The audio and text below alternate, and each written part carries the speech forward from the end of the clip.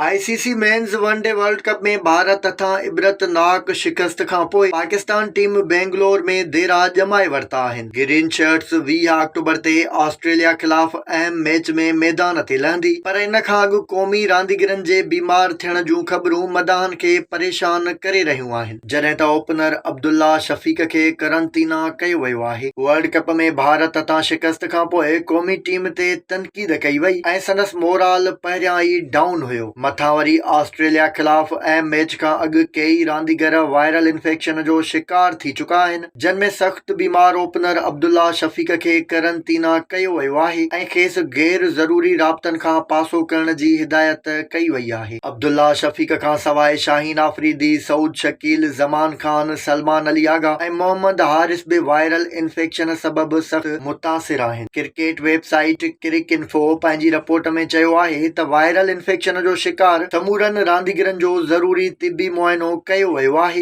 ऐं कंहिं बि रांदीगर मंझि डेंगीअ जूं अलामतूं ज़ाहिर नाहिनि थियूं। इहो बि ॿुधायो पियो वञे त पाक भारत टाकरे वक़्तु उसामा मीर बि बुखार में मुब्तला हो ऐं होरियां होरियां संदसि सिहत में सुधारो अची रहियो आहे, जॾहिं त शाहीन आफरीदी जे ऑस्ट्रेलिया खिलाफ़ मैच खां अॻु फिट थियण जो इम्कान आहे। क़ौमी टीम जे अहम रांदीगरनि जी सिहत जे हवाले सां पाकिस्तान क्रिकेट बोर्ड तरफ़ां हिकु बयान जारी कयो वियो आहे। पीसीबी पंहिंजे बयान में ॼाणायो आहे त वर्ल्ड कप दौरान कुझु रांदीगरनि खे बुखार थियो हो। कुझु क्रिकेटरनि जी सिहत में सुधारो अची रहियो आहे, जॾहिं त तिबी अमलो बाक़ी बीमार रांदीगरनि जी सिहत जो जाइज़ो वठी रहियो आहे। पाकिस्तान 20 अक्टूबर ते आलमी कप में पंहिंजी चौथी मैच ऑस्ट्रेलिया खिलाफ़ खेॾंदो, पर उन खां अॻु टीम जे अहम रांदीगरनि जो ईअं बीमार थियण मदाहनि खे परेशान करे छॾियो आहे।